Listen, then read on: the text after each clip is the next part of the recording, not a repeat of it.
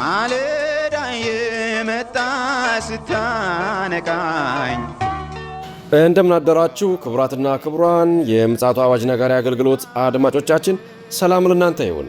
የማለዳ ቁርሳችንን አሁን ጀምረናል። አዘጋጅ እና አቅራቢ ፓስተር አለማየሁ ነሞ።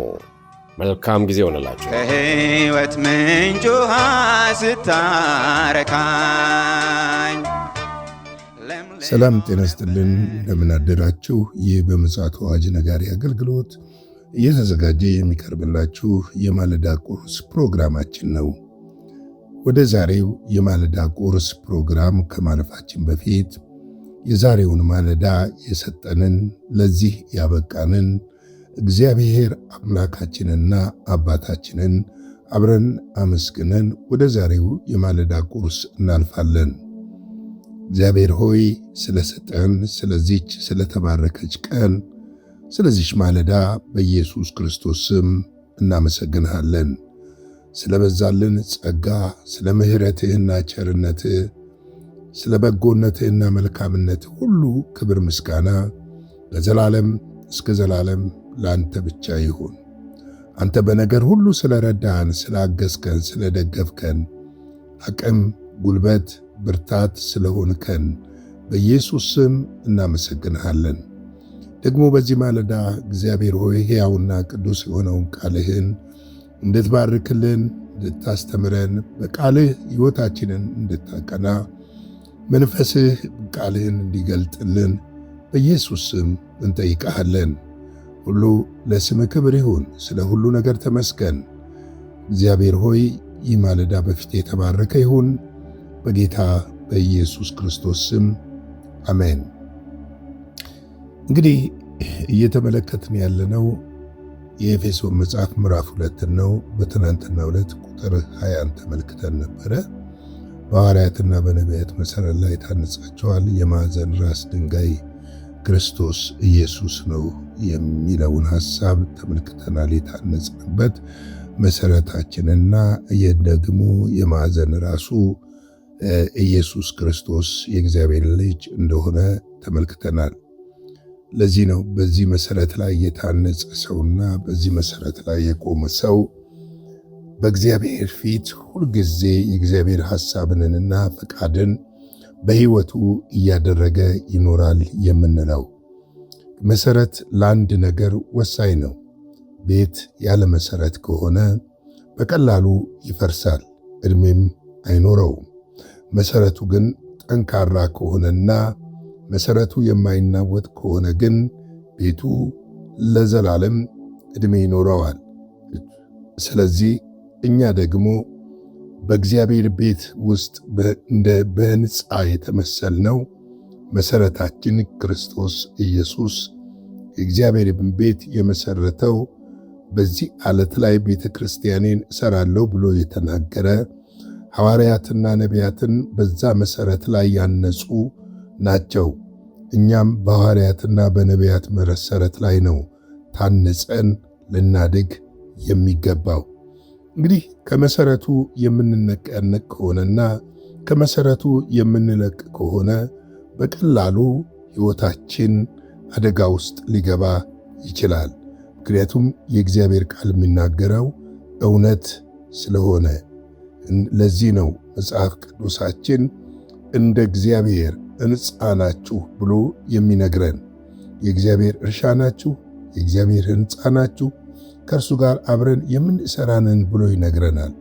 ምክንያቱም የእግዚአብሔር ሕንፃ ሁልጊዜ እየተሰራን ነው። ተሰርተን አላለቅንም። አንድ ቀን ግን ፍጹም ወደ ሆነው ማንነት እንቀየራለን። አሁን ፍጹም ግን አይደለንም። ምክንያቱም በዚህ ሥጋ ውስጥ ስላለንና ይህ ሥጋ በእኛ ውስጥ ስላለ ፍጹም ልንሆንም አንችልም። ለዚህ ነው ሁልጊዜ አንድ ሕንፃ ተጠናቆ ሰዎች ገብተው እስከሚኖሩበት ድረስ ምን ይሆናል? ይሰራል፣ ይታነጻል፣ ይገነባል፣ ውበት ይሰጠዋል። ለዚህ ነው ይሄ ዘመን ሙሽራውን ክርስቶስን ሙሽራይቱ ቤተ ክርስቲያን ለመቀበል ውብና አምራ መዘጋጀት አለባት ብለን የምንለው። የአንድ ሕንፃ ከግንባታው ባሻገር የሕንፃውን ውበትና ኳሊቲ የሚጨምረው ውበቱ ፊኒሽንጉ ነው። ያ ፊኒሽንግ ወሳኝ ነው። ልክ እንደዚሁ ደግሞ የኛ ፍጻሜያችን ያማረ እንዲሆን ያስፈልጋል። ያማረ ፍጻሜ ካለን በአማረ ነገር ላይ የቆምን ከሆነ ከእግዚአብሔር ልጅ ከኢየሱስ ክርስቶስ ጋር ለዘላለም በተዋበችና በዛች ቅድስት ከተማ ከእርሱ ጋር አብረን እንሆናለን። ለዚህ ነው የእግዚአብሔር ቃል በሕይወታችን ላይ እየነገረን ያለው። እንግዲህ ቁጥር 21 ምን ይለናል? በእርሱም ሕንፃ ሁሉ እየተገጣጠመ በጌታ ቅዱስ ቤተ መቅደስ እንዲሆን ያድጋል ይላል። የመጨረሻው ቅዱስ መሆን ነው። ይሁን ቤዛነታችን ያገኘነው በሱ ነው። ጽድቅን ያገኘነው በሱ ነው። ቅድስና ግን በሕይወታችን እያደገ የሚሄድ ጉዳይ ነው። ጽድቅ የሆነልን ነገር ነው። ቅድስና ግን ዕለት ዕለት እንደ ሕንፃ እየተሰራን ከዚህ ዓለም ቆሻሻና ከምድር ኮተት እየተለየን እርሱን በሕይወታችን እየመሰልን እንድንሄድ መጽሐፍ ቅዱስ ይፈልጋል። ለዚህ ነው ሮሜ 8 ላይ የልጁን መልክ እንዲመስሉ ይላል። መልክ የሚለው የፊት ገጽ አይደለም፣ የእጅ ወይም የአፍንጫ ውረድ አይደለም። መልክ የሚለው መጽሐፍ ቅዱስ የሚታይ ባህሪ፣ ማንነት፣ የውስጥ ውበታችንን ነው። የውስጥ ውበታችን ደግሞ የሚገነባው በመንፈስ ፍሬ ነው የሚገለጠው። ያ የመንፈስ ፍሬ በሕይወታችን ውስጥ እየተገለጠ በሚመጣበት ሰዓት እርሱን እየመሰልን እንድንኖር ያደርገናል። ለዚህ ነው እየተገነባን፣ እየታነጽን፣ እያደግን፣ እየበረታን በፊቱ እንድንሄድ ያደርገናል። መጽሐፍ ቅዱሳችን በትክክለኛው መንገድ ነው የሚያስተምረን። መጽሐፍ ቅዱሳችን ሁልጊዜ የሚነግረን በእውነተኛው መንገድ እንደሆነ መጽሐፍ ቅዱስ በግልጽ ምን ያደርጋል? ይናገራል። ምክንያቱም እኔና እናንተ የእግዚአብሔር ማደሪያዎች ነን። የእግዚአብሔር የመንፈሱ ማደሪያ ነን። የእግዚአብሔር የክብሩ መገለጫ ነን። የእግዚአብሔር ምሳሌው ወይም ደግሞ በምድር ላይ የሱን ውበት የምንገልጥ እንደሆነ ልናውቅ ልንገነዘብ ያስፈልጋል።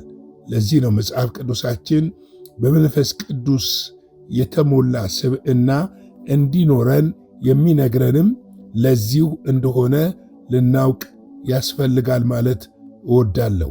ምክንያቱም እግዚአብሔርን መምሰል እንድናደርግ ነው መጽሐፍ ቅዱስ በአብዛኛው የሚነግረን። እግዚአብሔርን የሚመስል ሕይወት እንዲኖረን ይነግረናል። እንደውም እዚሁ ኤፌሶን ምዕራፍ 4 ቁጥር 12 እና 13 ላይ ሄደን ስንመለከት እንደዚህ ይላል፣ ሁላችን የእግዚአብሔር ልጅ በማመን በማወቅ ወደሚገኝ አንድነትና ሙላት ሙሉ ሰው ወደ መሆን የክርስቶስ ሙላቱ ወደሚሆን ወደ ሙላቱ ልክ እስክንደርስ ቅዱሳን አገልግሎትን ለመስራት ለክርስቶስ አካል ሕንፃ ፍጹማን የሆኑ ዘንድ ነው ብሎ ይናገራል። እንግዲህ ወደ ሙላት ልክ አለ ማለት ነው። ያ የሙላቱ ልክ ፍጹማን ወደሚሆነው ነው። የፍጹማን የሚሆነው ተሰርተን የምናልቅበት ማለት ነው። እርሱን ሙሉ ለሙሉ የምንመስልበት ማለት ነው። እርሱን እንድንመስል ግን አሁን ገና ነን፣ እንሰራለን። የእግዚአብሔር ልጅን በማመን ያገኘነውን ደህንነት፣ ያገኘነውን ጸጋ፣ ያገኘነውን ጽድቅ በቅድስና ደግሞ በእርሱ ልክ እስክንሆን ድረስ እንድንሰራ ያደርጋል። በእሱ ልክ የሚለው እግዚአብሔር የሚፈልገው ልክ ማለት ነው። ሙላቱ ልክ ይለናል። ወደ ሙላቱ ልክ እንድንሆን እግዚአብሔር ይፈልጋል። ስለዚህ ነው ይሄ እውነት በሕይወታችን ውስጥ የሚኖርበት ትልቁ ምክንያትም ይሄ እንደሆነ ልናውቅና ልንገነዘብ ያስፈልጋል ማለት እወዳለሁ።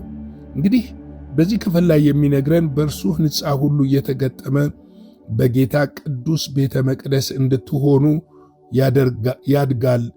እንዲሆን ያድጋል ይላል። እንግዲህ እድገት አለ ማለት ነው።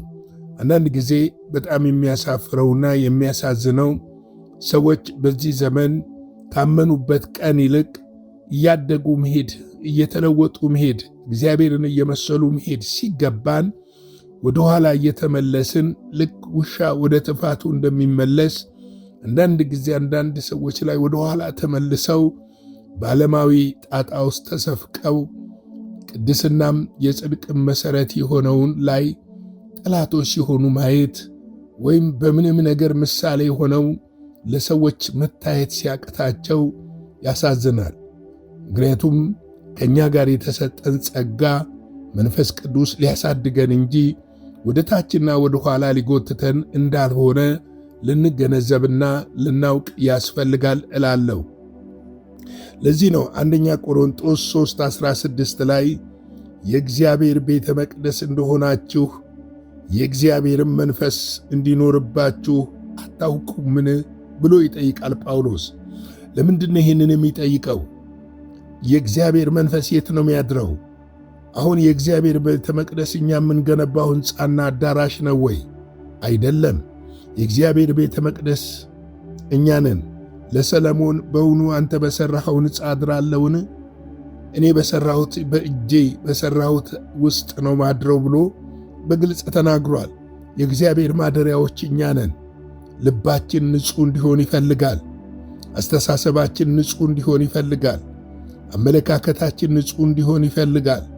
እይታችን ንጹሕ እንዲሆን ይፈልጋል። ብዙዎቻችን ግን እንደዛ አይደለንም። ይሄ ደግሞ በመጸለይ ከእግዚአብሔር ቃል ጋር በማሳለፍ ለዚህ ለሚያልፍ ዓለም ከምንጋደል የማያልፈውንና የዘላለም የሆነውን ነገር በእኛ ሕይወት ውስጥ ለሌሎች እንዲያበራ ብንጋደል ምንኛ የታደልን እንሆን ነበረ። ምክንያቱም እኛ እኮ የእግዚአብሔር ቤተ መቅደሶች ነን። የእግዚአብሔር መንፈስ ማደሪያዎች ነን። በእኛ ውስጥ የሕያውና ቅዱስ የሆነው የእግዚአብሔር መንፈስ በእኛ ውስጥ ያድራል። ያንን ክብር የሆነውን ቅዱስ የሆነውን የእግዚአብሔር መንፈስ የሚያድርበትን አካሎቻችንን ማቆሸሽ፣ አንደበታችንን ማቆሸሽ፣ ልባችንንና አእምሮአችንን በተንኮል መሙላት፣ በክፋት መሙላት አይጠቅመንም፣ አያሳድገንም፣ ወደፊትም አያስኬደንም። ምናልባት ለጊዜው ቁራሽ እንጀራ ይጨምርልን ይሆናል። ነገር ግን ያ ቁራሽ እንጀራ የበላነው መልሶ የሚፈርድበት ጊዜ ይመጣል ብዬ አምናለሁ። ደግሞም ይሆናል። ምክንያቱም የእግዚአብሔር ቃል እውነት ስለሆነ። ስለዚህ ለዚህ ነው ጳውሎስ እናንተ የሕያው የእግዚአብሔር ቤተ መቅደሶች ናችሁ ብሎ የመንፈሱም ማደሪያ ናችሁ ብሎ የሚነግረን። 3:17 ላይ ማንም የእግዚአብሔርን ቤተ መቅደስ ቢያፈርስ እግዚአብሔር እርሱን ያፈርሰዋል፣ የእግዚአብሔር ቤተ መቅደስ ቅዱስ ነውና ያውም እናንተ ናችሁ ይላል። እናንተን ለዚህ ነው ሰውን የሚገል ሰው፣ ሰውን የሚያቆሽሽ ሰው የሚያቆሽሸው የእግዚአብሔርን ቤተ መቅደስ እንደሆነ ልናውቅ ያስፈልጋል። በቅዱሳን ዘንድ ብዙ ጊዜ ይሄ መረዳት የለም። ምክንያቱም አንድ ነገር በድፍረት መናገር እችላለሁ። ከትሻገራለህ ውጪ ስብከት የለንም። ስብከታችን የእግዚአብሔርን ጥልቅ ሐሳብ ለሰዎች ከማስጨበጥ ይልቅ ጊዜያዊ ነገር ላይ፣ ሰዎች የሚያልፈው ነገር ላይ፣ ዘላለማዊ ያልሆነው ነገር ላይ እንዲያተኩሩ ማድረግ መሆኑ እጅግ በጣም ያሳዝናል። እግዚአብሔር ሆይ በነገር ሁሉ እንዲረዳን፣ እንዲያግዘን፣ እንዲደግፈን ከእኛ ጋር እንደሆነ መረዳትና እኛ የእግዚአብሔር ቤተ መቅደስ እንደሆን እግዚአብሔር ደግሞ መቅደሱን እንደሚጠብቅ ልናውቅና ልንገነዘብ ያስፈልጋል ማለት እወዳለሁ። እንግዲህ በእርሱ ሕንፃ ሁሉ እየተገጠመ በጌታ ቅዱስ ቤተ መቅደስ እንዲሆኑ ያድጋሉ ይላል። ዛሬ ሲቆም ብለን ስለ ራሳችን እናስብ። የእግዚአብሔር ቤተ መቅደስ እየሆንን እያደግን ነው? ጽድቅ በውስጣችን፣ ቅድስና በውስጣችን እያደገ እየጨመረ ነው? ከእውነት ጋር እየተጣበቅን የውሸት ጠላቶች እየሆን ነው? እስቲ ራሳችሁን በዚህ ማለዳ እንድትጠይቁ በጌታ ፍቅር እጠይቃለሁ። እንግዲህ ለዛሬ ማለዳ ያዘጋጀሁት ይህንን ይመስላል። ላይክ፣ ሼር፣ ሰብስክራይብ እያደረጋችሁ ለሌሎች እንድታጋሩ በጌታ ፍቅር እጠይቃለሁ። አጭር ጸሎት እንጸልይና የዛሬውን ፕሮግራማችን በዚህ እንቋጫለን። የዘላለም አምላክ እግዚአብሔር ሆይ በጌታ በኢየሱስ ክርስቶስ ስም ስለ ምሕረትህና ስለ ቸርነትህ፣ ስለ በጎነትህና ስለ መልካምነትህ ሁሉ እናመሰግንሃለን። ክብር ከዘላለም እስከ ዘላለም እግዚአብሔር ሆይ ላንተ ብቻ ይሁን። ስላገዝከን፣ ስለደገፍከን፣ ስላስተማርከን፣ ስለመከርከን፣ ዓይኖቻችንን ስለከፈትክልን እግዚአብሔሩ ለጽድቅና ለእውነት የሚቀኑ ታማኝ ባሪያዎች ደግሞ አድርገህ በቤትህ እግዚአብሔር ሆይ እንድናገለግልህ ጸጋን እንድታበዛልን በኢየሱስ ክርስቶስ ስም እንጠይቃለን። ይህ ማለዳ በፊትህ የተባረከ ይሁን። ይህንንም ቀን ላንተ አሳልፈን እንሰጣለን። ከክፉ ሁሉ ጠብቀን፣ በደምህ ሸፍነን። ሁሉ ለስምህ ክብር ይሁን። በኢየሱስ ክርስቶስ ጌታና ጻድቅ ስም አሜን። በነበረን የመልእክት ክፍለ ጊዜ እንደተባረካችሁ ተስፋ እናደርጋለን። በነገው ማለዳ በሌላ ዝግጅት እንገናኛለን። መልካም ቀን።